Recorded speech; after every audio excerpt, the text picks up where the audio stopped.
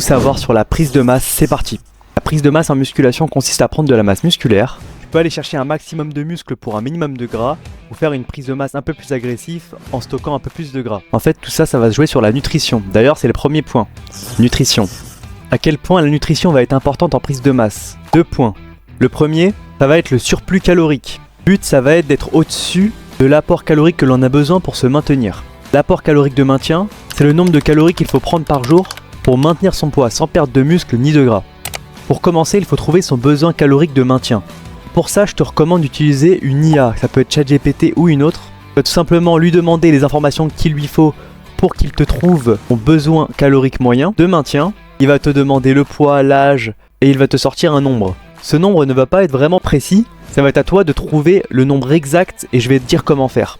Tu vas prendre le nombre que l'IA t'a donné et tu vas augmenter de 300 calories pour une prise de masse propre.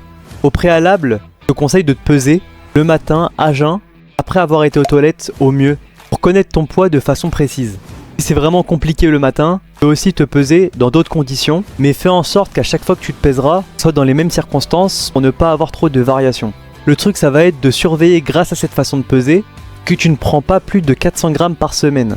En fait, si tu prends plus de 400 grammes par semaine, tu vas commencer à stocker un petit peu trop de gras si ton objectif est de rester sec. Donc si tu prends un peu plus, il te suffira juste de descendre de 100 à 150 calories. Et si tu prends trop peu, c'est pareil, tu montes de 150 calories à 200 calories. Si tu veux une prise de masse un peu plus agressive, tu peux aller viser de 500 à 600 grammes en plus par semaine. Tu stockeras plus de gras pour les profils très secs ou les personnes qui n'ont pas vraiment objectif de rester sec, pas de souci. Tu prendras notamment un petit peu plus de muscles.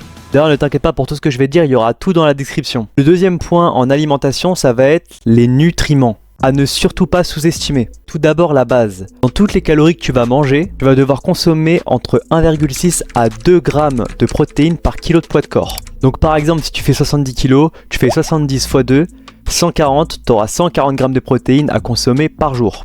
Pour ceux dont le budget est vraiment serré, vous pouvez partir sur 1,6 g de protéines par kilo de poids de corps, ça fera largement l'affaire. La protéine permet aux muscles d'évoluer tout au long du processus. Ça va venir réparer le muscle qui a travaillé pendant la séance pour le rendre plus fort lors de la prochaine séance. Tu peux trouver les protéines dans la viande, les œufs, le poisson, même les produits laitiers. Pour les végétariens, il va être très intéressant d'allier légumineuses et produits céréaliers tels que le quinoa pour avoir la meilleure qualité possible pour vos muscles. Je vous laisse ce screen et s'il apparaît pas à l'écran, ça sera dans la description pour tous les autres aliments de type céréaliers et légumineuses protéinées qui vont être intéressants. Petite parenthèse, pour être précis dans votre alimentation, vous pouvez utiliser Yazio et une balance à grammes qui vous permettront de traquer les nutriments ainsi que les calories que vous allez ingérer. C'est très intéressant pour les gens qui vont chercher la précision et qui veulent un suivi de leur parcours, parce que tout est enregistré. Ensuite, nous avons les glucides. C'est un peu comme l'essence pour une voiture. C'est ce qui va vous donner l'énergie pour vos journées, pour vos séances. On les trouve dans les aliments tels que le riz, les pâtes, les pommes de terre, les produits céréaliers. Comme tout à l'heure, voici une liste à screen et s'il n'y a pas la liste ici, ce sera directement dans la description. Pour ce qui est des glucides, je vous conseille vraiment les glucides complexes qui vont être digérés plus lentement et vont permettre une meilleure répartition de l'énergie. Dans ce que je dis site complet, je parle du riz complet, riz basmati, pâtes complètes, pain complet. Les glucides vont être là pour compléter le quota calorique visé avec les protéines et les lipides dont nous allons parler tout de suite. Les bons lipides sont contenus dans les aliments tels que l'huile d'olive, les avocats, les poissons gras tels que les maquereaux ou les sardines, le saumon et on les retrouve aussi dans les oléagineux tels que les noix de cajou, les cacahuètes par exemple. Comme d'habitude, une petite liste ou dans la description. Les lipides vont être importants et nécessaires à 1 g par kilo de poids de corps. C'est le minimum à respecter si vous voulez être en bonne santé, car ils vont avoir un impact direct sur le cerveau et sur vos hormones, ainsi que pour plein d'autres fonctions vitales, donc ne le négligez pas. Si vous remplissez votre quota calorique à 1,6 g de protéines par kilo de poids de corps ainsi qu'1 g de lipides par kilo de poids de corps, le reste vous pouvez le moduler comme vous le voulez, c'est à votre guise. Plus de lipides, plus de protéines, plus de glucides, c'est à vous de voir. Tant que vous êtes au quota calorique que vous visez pour votre prise de masse. Pour ceux qui se demandent, oui, vous pouvez vous faire plaisir avec des aliments junk food, gras et sucrés. Mais premièrement, je vous conseille de les ingérer avant vos entraînements, car ils vont avoir un effet sur vos ressentis. Et je vous conseille d'utiliser la technique du 80-20. 80% d'aliments propres et 20% de plaisir de type gras et sucré. Quand je dis gras, c'est mauvais gras. c'est pas du cheddar, il y a des nutriments mais ça va pas être la nourriture la plus optimisée pour les nutriments qu'ils apportent. Ils auront notamment des effets négatifs pour la santé, cardiovasculaire et autres. Petit truc à savoir, après un cheat meal, vous aurez tendance à stocker 1 kg à 3 kg en plus en glycogène et en eau, qui partira avec le temps, donc 3 jours à une semaine. Donc si vous vous pesez après, ne vous en faites pas, c'est normal. Il y a forcément un pote à toi ou une pote à toi qui savait pas tout ça sur la nutrition. Si c'est le cas, n'hésite pas à lui partager. Il te revaudra ça, et moi aussi. Maintenant, je vais te donner quelques tips d'alimentation un peu plus avancés, mais si ça t'intéresse pas, tu peux directement skip et passer au prochain point qui est le sommeil. Pour ceux qui sont restés, donc quelques trucs un petit peu plus avancés qui vont vous servir. Prenez des photos, en contractant, sans contracter, un peu dans tous les angles, chaque semaine, au moins une fois par semaine, pour pouvoir garder un suivi de vos résultats. Parce que pour être honnête avec vous, vous n'allez pas vraiment voir les changements au début, parce que c'est votre propre corps et vous le voyez tous les jours. Et vu qu'ils auront lieu petit à petit, on a tendance à pas se rendre compte de l'évolution. Pour la motivation à long terme, c'est très efficace. Je vous conseille aussi, toutes les 2 semaines, 1 mois, prendre des mesures de vos tours de bras, tours de pec, etc. Ça vous permettra aussi d'avoir des résultats autres que visuels. Parce que des fois, ça se voit pas vraiment. Avec cette technique-là, on est vraiment dans la précision. Autre petit tips, lors de votre prise de masse, si elle est longue, au bout d'un moment, vous aurez peut-être besoin d'augmenter de 100 à 150 calories, car votre corps aura pris de la masse, donc dépensera plus. Du coup, pour contrecarrer ça, on va directement augmenter les calories. Et ça vient pas maintenant. Pour la protéine, si vous cherchez à optimiser un maximum votre prise de muscle, top, ça va être de split vos apports protéinés 25 à 30 grammes, 3 à 4 fois par jour. On appelle ça une stimulation régulière de la synthèse musculaire. Essayez d'éloigner vos prises de 3-4 heures. Pour être encore plus dans la précision, prenez une d'entre elles juste après votre entraînement, donc dans les 30 minutes. Pour ça, je vous conseille de prendre de la whey pour ceux qui ont le budget, car c'est pas tout le monde qui peut se balader avec un steak dans la poche. Mais si vraiment votre budget est serré, vous pouvez vous prendre une collation à emporter protéinée de 25 à 30 grammes. Ça va être très intéressant pour le long terme. Je vais aussi vous parler du sucre. Attention au pic de glycémie. Quand on mange trop de sucre d'un coup, très rapidement on a un pic qui nous rend fatigués, qui peut provoquer des fringales, de la somnolence. Dans la journée, à certains moments, c'est vraiment embêtant, notamment avant la séance de sport.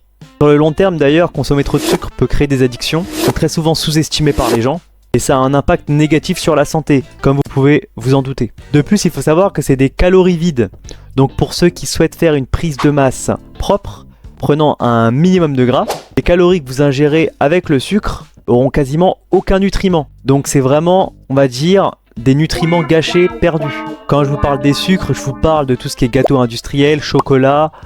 Je vous parle pas des fruits. Les fruits, 2 à 3 fruits par jour, ça vous fera pas de mal, au contraire. C'est rempli de bons nutriments. Mais attention à ne pas non plus en abuser. Autre petit truc simple, mais c'est un rappel à faire.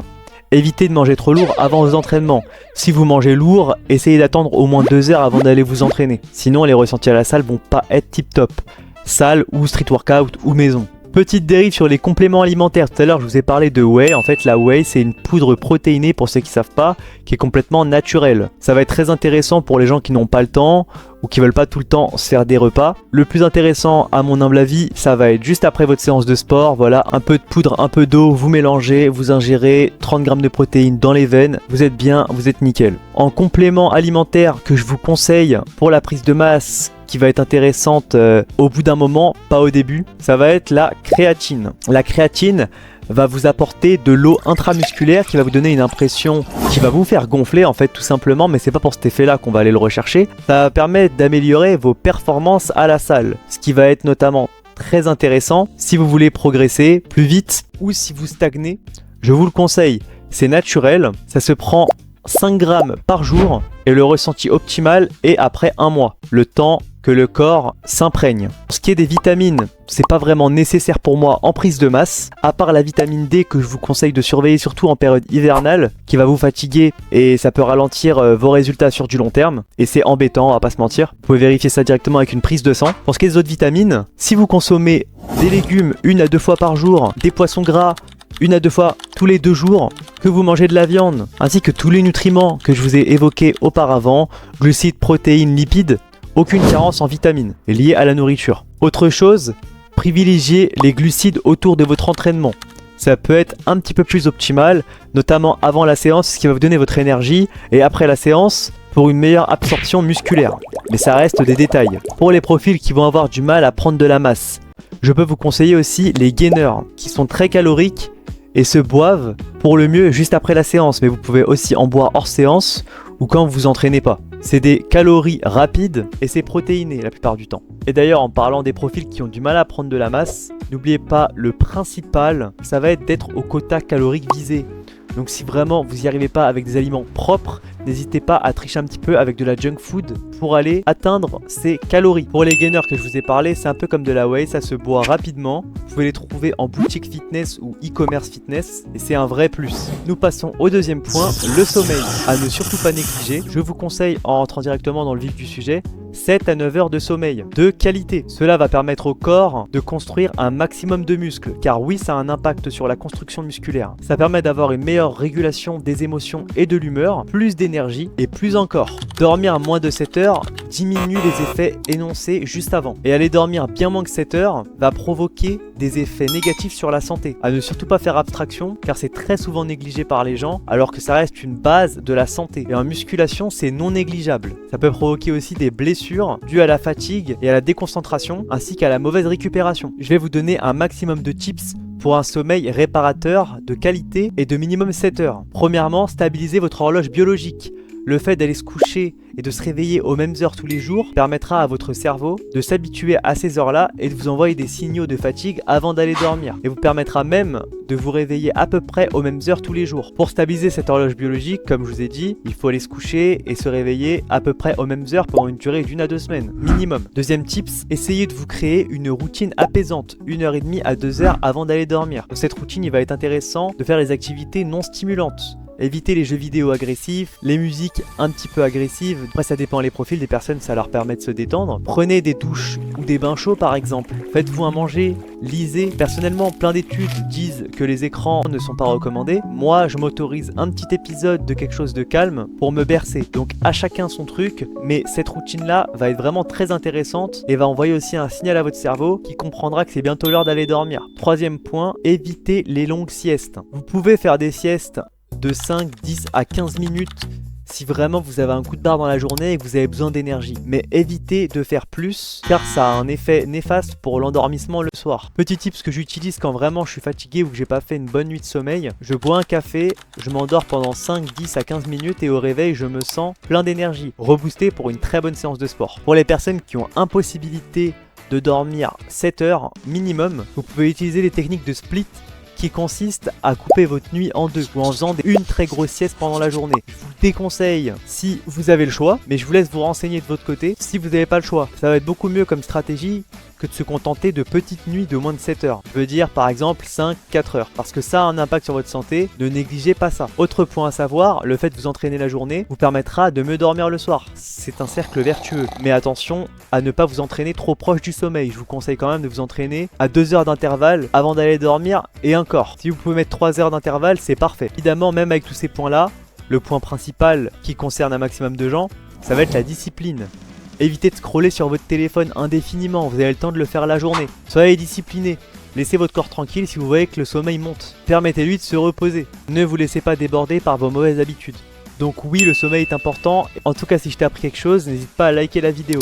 Troisième point, le sport.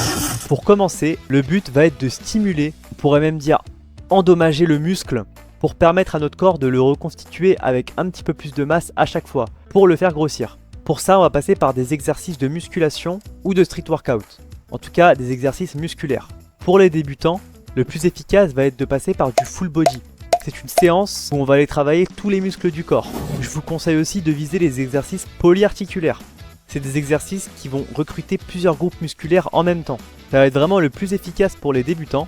Apprenez les mouvements pour éviter de vous blesser à l'avenir. Avant tout, n'oubliez pas l'échauffement et l'étirement avant la fin de la séance. Les groupes musculaires à travailler avec les exercices polyarticulaires vont être les mollets avec les mollets à la presse ou debout à une jambe, les jambes avec le squat, les abdos en faisant la planche, les pecs avec les pompes ou le développé couché haltère, le dos avec traction pronation et supination avec ou sans élastique, ça dépend de votre niveau, et le développé militaire pour les épaules qu'on peut remplacer par des pompes pike pour les personnes n'ayant pas de salle de sport. J'allais oublier les triceps biceps avec le curl et le tirage poulie. Pour les débutants, 2 à 3 séances par semaine vont être suffisantes au début.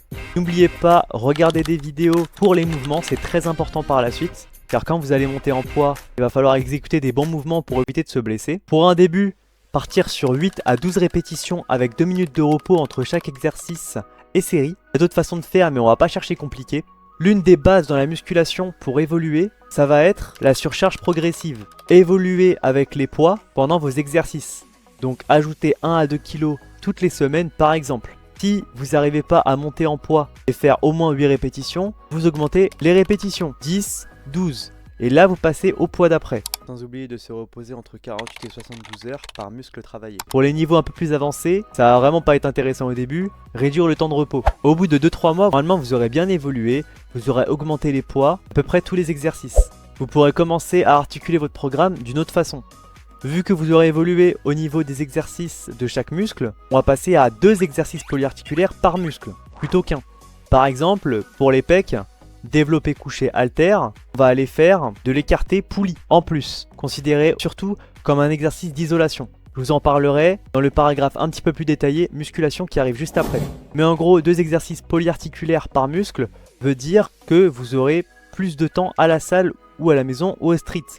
Donc à ce moment-là, on va diviser nos séances, on va passer de full body à du upper lower, ce qui veut dire qu'en fait, vous allez avoir des entraînements haut du corps, des entraînements bas du corps. Et on va augmenter les séances de 2 à 3 fois par semaine à 4-5 fois par semaine. Ce qui veut dire 2 exercices polyarticulaires par muscle veut dire plus de temps pour travailler. Et pour éviter la fatigue et de passer des temps interminables à faire du sport, c'est pour ça qu'on split. Après, au niveau des exercices et de l'articulation de vos séances, avec le temps et l'expérience, vous apprendrez des exercices qui vous stimuleront le plus et vous pourrez choisir et articuler votre programme vous-même. Pour ceux qui veulent plus de détails pour la musculation, vous pouvez rester, sinon vous pouvez directement cliquer pour aller au prochain chapitre. Pour les gens qui sont restés et qui veulent un peu plus de détails, sachez qu'il va être intéressant à partir d'un moment, quand on a passé les 2-3 mois de musculation au début, de partir sur 12 à 20 séries par muscle. Donc par exemple, pour les pecs, 4 séries en développé couché, 4 séries à la poulie, et un autre jour, 4 séries en faisant des dips. Parce qu'en plus de ça, il va être super intéressant de split vos entraînements pour aller travailler vos muscles 2 fois dans la semaine, donc 2 fois les pecs. En éloignant les séances pour vous laisser vous reposer, ça va créer 2 stimulations dans la semaine, ce qui va être optimal pour évoluer. Et c'est pareil pour tous les muscles. Tout à l'heure, je vous ai parlé d'isolation. En fait, ce qui va être intéressant à partir d'un certain niveau de musculation et quand vous en sentirez prêt, ça va être de faire 2 à 3 exercices pour chaque groupe musculaire, 2 exercices polyarticulaires et même un exercice d'isolation. L'exercice d'isolation va avoir pour but d'aller vous terminer quand vous avez vraiment plus beaucoup d'énergie pour un groupe musculaire ou d'aller cibler un muscle dans votre groupe musculaire. Notamment, on va prendre les pecs où il y a 3 portions, en haut, au milieu et en bas. Vous avez des exercices qui vont aller directement cibler ces portions pour ceux qui ont des faiblesses ou souhaitent travailler une portion plus qu'une autre. Et ça pareil pour tous les muscles. Vous avez des muscles dans vos groupes musculaires. Dans les jambes, vous avez les quadriceps, les fessiers, les ischios, qui sont dans le même groupe que vous pouvez isoler. Je vous laisse aller vous renseigner directement pour ce genre de détails. Petite mention aussi, pour les séries de 6 à 8 répétitions, ça va être très intéressant pour les gros exercices polyarticulaires, avec une possibilité pour les squats, le développé couché, pour améliorer la force et continuer à développer vos muscles. Quand on fait ce type d'exercice avec ce nombre de répétitions, il va être intéressant de passer à 3 minutes de repos minimum, car le corps a besoin de plus de temps pour pousser plus lourd. Donc pour ceux qui ont le budget, vous pouvez vous inscrire directement à la salle de musculation pour progresser, car il y a plein de machines adaptées pour chaque muscle et partie de muscle. Mais pour ceux qui n'ont pas les moyens, sachez que vous avez énormément d'exercices maison, ainsi que d'exercices faisables dehors dans des endroits où il y a du street workout pour vous entraîner. Vous avez tout type d'exercices et de variantes qui peuvent aller stimuler tous les muscles du corps. Donc il n'y a pas vraiment d'excuses. Intelligence, persévérance. Vous pouvez trouver les exercices sur YouTube par plein de personnes qui vous proposent ça.